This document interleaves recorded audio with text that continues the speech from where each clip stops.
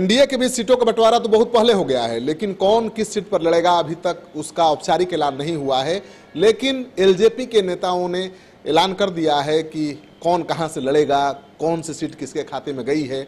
पशुपति पारस दिल्ली में बता चुके हैं। अब उनकी पार्टी के महत्वपूर्ण नेता हैं सूरजभान सिंह, जो बिहार की कमान संभाले रहते हैं। आइए इनसे बात करते हैं। सूरजभान जी, समझौता हो गया, कौन किस सीट पर लड़ेगा तय हो गया? ये अभी कहाँ तय हुआ है श्रीकांत जी, आप ही लोग जिसे चला देते हैं। और अभी सब यहाँ राष्ट्रीय अध्यक्ष आदरणीय हमारे रामविलास पासवान जी हैं, वे आदरणीय नीतीश जी हैं जदयू के राष्ट्रीय अध्यक्ष, आदरणीय अमित शाह जी हैं भाजपा के सर्वोपरि राष्ट्रीय अध्यक्ष।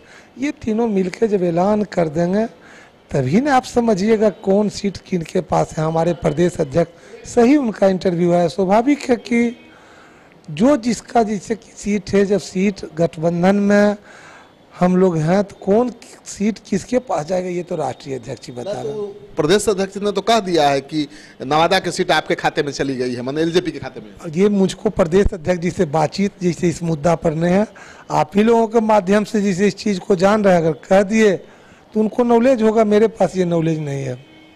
तो आप कैसे करेंगे, नॉलेज नहीं है? जब राष्ट्रीय अध्यक्ष प्रदेश अध्यक्ष जी का खबर आ जाएगा कि जाइए रण क्षेत्र में, जहाँ भी भेजना होगा तो वहाँ जाएंगे।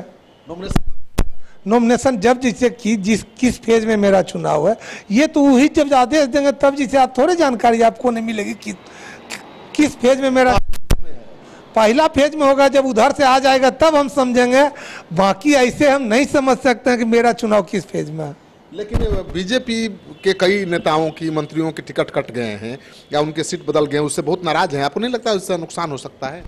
जैसे देखिए, बीजेपी रहे या एलजेपी रहे या जदयू रहे, इनको ये तय करना होगा कि 40 को नंबर है तो 1 से 40 नंबर। और ये आप भी जान रहे हैं और हम भी जान रहे हैं कि नीतीश जी जदयू और भाजपा बहुत पुराने अलायंस रहे हैं, लंबी छलांग लगाए हैं, बीच में जो कारण हो दूरी हुई, उसके बाद हम लोग भी साथ हुए। अब तो संगम यहाँ हुआ है, संगम में तो दूरी से चलते हैं सब, गंगा है अलग से, जमुना है अलग से, सरस्वतियाँ हैं, इलाहाबाद में संगम होता है। तो अब संगम की बात आई है तो संगम यहाँ होगा सीट बंटवारा, जिसे कि जब होगा तो देख लीजिएगा कौन किनके खाते में हम। बड़े जेडीयू बीजेपी के कार्यकर्ता एक दूसरे को पचा नहीं पा रहे। नहीं, ये चीज को आप लोग जैसा पत्रकार लोग इस चीज को अफवाह उड़ाते हैं। इसका मैं सोझी उदाहरण देता हूं। 2015 के चुनाव यही चीज कहा जा रहा था कि हम लोग एनडीए में थे और संयोग बस उस समय आदरणीय नीतीश जी जदयू जी से किए और कांग्रेस और आरजेडी साथ में थे। परिणाम देखे क्या हुआ, कैसा मिलन था। वही तरह जैसे ये मिलन है संगम, ये संगम जो हुआ है तो हमको लगता है कि आप लोग जो रोज सर्वे दिखाते हैं 36 कहीं 37 ना हो जाए। लेकिन जो रैली हुई आपकी एनडीए की, उसमें बीजेपी के नेता तो भीड़ लेकर पहुंचे ही नहीं। जी नहीं, बीजेपी के लोग भी पहुंचे, बीजेपी के लोग पहुंचे, लोजपा के लोग पहुंचे, जदयू के लोग पहुंचे। देखिए, ये चीज को सबों का लोग सबका है। आज जो संगम है ये हम नहीं कहेंगे कौन कितने लोग लेकर पहुंचे, वो सबों का सब संगम है। एक चीज आप भी देख रहे होंगे कि बिहार में इससे पहले भी रैली हुई, संजोग दुर्भाग्य रहा मेरे बिहार का, एक कलंक कट्टी का इतिहास कहिए कि गांधी मैदान में ही नरेंद्र मोदी जी का प्रोग्राम था, बम चलने लगा, संयोग था इस लेके। और अभी तो प्रधानमंत्री थे, उस समय नहीं थे। तो एक ये जो संगम हुआ, तो ये संगम जो हुआ उसके बाद लोग चेता हुआ रहता है। दूध अगर जैसे कि गर्म पी लीजिएगा तो मट्ठा भी फूंक के पीजिएगा। तो बम जो चला था इसलिए कि प्रशासन, केंद्रीय प्रशासन और बिहार सरकार की प्रशासन इतनी सतर्क में था कि आपके घर से कोई बुजुर्ग लोग आए रैली में, वे चुनौती लेकर थे तो वे चुनौती कहाँ रख दिया जाए, चार्जर था मोबाइल चार्ज कर वे रख दिया जाता। और जितनी न जैसे कि डाइवर्ट कर दिया गया, मैं ये विश्वास के साथ कह सकता हूं कि विपक्ष के और पक्ष के लोग कलेजा पर हाथ धर के अगर पूछेंगे तो पूरे पटना जाम था। जितने लोग गांधी मैदान में थे उनसे 4 गुना लोग बाकी हाजीपुर से लेके, दीघा से लेके, असियाना से लेके, कंकरबाग, राजेंद्र नगर, पटना, हर एक चौराहा, चौक ऐसे था। सिर्फ इतनी न चेकिंग हो रही थी कि लोग भीतर जाने में असमंजस हो रहे थे। अच्छा सुरभान जी, आप बताइए, आपको नवादा सीट मिल गई है, लेकिन आपकी मैडम का लगाव मुंगेर से ज्यादा है। देखिए, मैडम पहले भी नवादा लड़े हैं, मुंगेर भी लड़े हैं। वहाँ भी जैसे कि संजोग ऐसी रही कि मैं यूपीए गठबंधन में चुनाव लड़ा। यूपीए गठबंधन में एन वक्त पर कांग्रेस से लाइन टूट गई, उनका उम्मीदवार हो गए, कुछ निर्दलीय लड़ गए। राजवल्लम जी आरजेडी में थे, हम आरजेडी के अलायंस में लड़ रहे थे। राजवल्लम जी ने 80,000 वोट काट लिए। माननीय विधायक कौशल जी ने 58,000 वोट काट लिए।